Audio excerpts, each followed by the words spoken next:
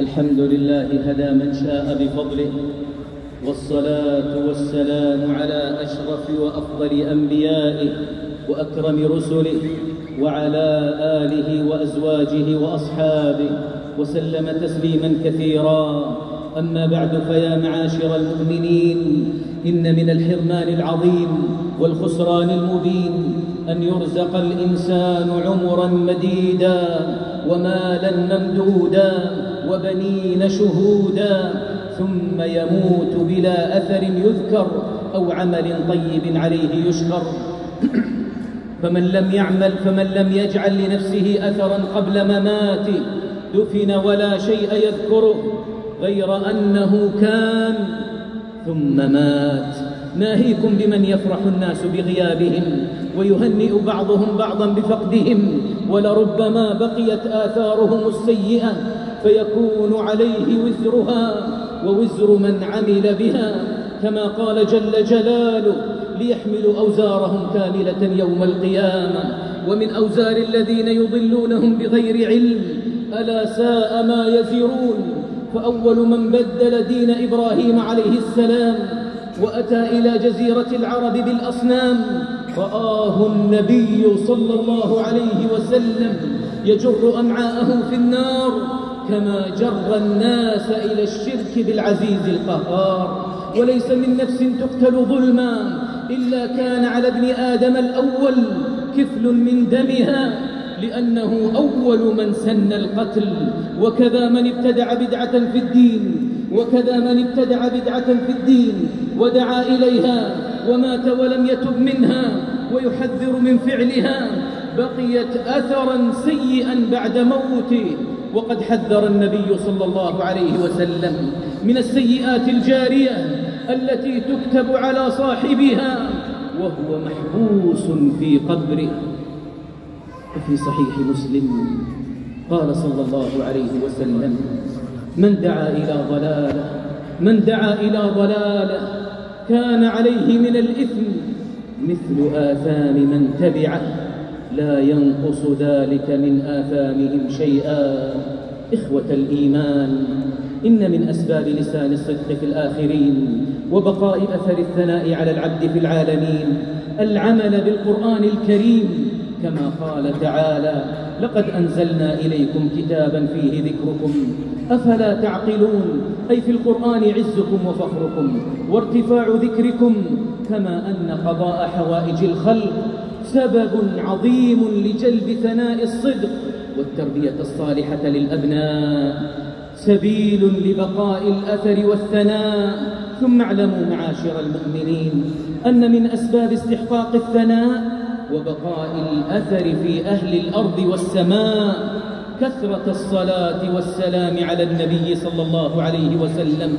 فمن صلى على النبي صلى الله عليه وسلم فقد طلب من الله تعالى أن يثني على رسوله ويكرمه ويجعل له لسان صدق في الآخرين، والجزاء من جنس العمل.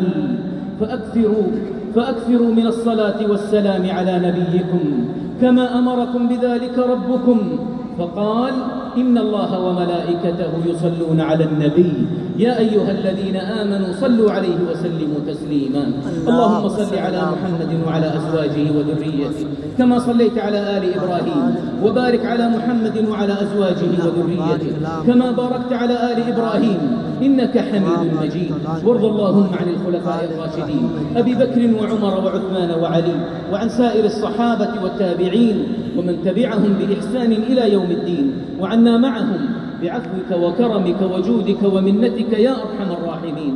اللهم أعز الإسلام والمسلمين، اللهم أعز الإسلام والمسلمين، اللهم أعز الإسلام والمسلمين، واجعل هذا البلد آمنا مطمئنا سخاء رخاء وسائر بلاد المسلمين. اللهم آمنا في أوطاننا وأصلح أئمتنا وولاة أمورنا، وأيد بالحق إمامنا وولي أمرنا. اللهم وفق إمامنا خادم الحرمين الشريفين وولي عهده الأمين إلى ما فيه عز الإسلام وصلاح المسلمين، وإلى ما فيه خير للبلاد والعباد وجميع ولاة المسلمين. اللهم احفظ علينا ديننا وقيادتنا وأمننا، اللهم وفق رجال أمننا والمرابطين على حدودنا وثغورنا، اللهم انصرهم على عدوك وعدوهم يا قوي يا عزيز يا ذا الجلال والإكرام. اللهم احفظ المسجد الأقصى، اللهم احفظ المسجد الأقصى، اللهم احفظ المسجد الأقصى واجعله شامخا عزيزا إلى يوم الدين. اللهم احفظ مقدسات المسلمين من كيد الكائدين وعدوان المعتدين. اللهم فرج هم إخواننا في فلسطين، اللهم فرج هم إخواننا في فلسطين، اللهم فرج هم إخواننا في فلسطين. اللهم كن لهم معينا ونصيرا ومؤيدا وظهيرا برحمتك وفضلك وجودك يا أرحم الراحمين. اللهم فرج هم المهمومين من المسلمين ونفس كرب المكروبين واقض الدين عن المدينين واشف مرضانا ومرضى المسلمين. اللهم من أرادنا وبلادنا وأمننا بسوء فاشغله بنفسه ورد كيده في نحره واجعل تدبيره تدميرا عليه يا قوي يا عزيز يا ذا الجلال والإكرام.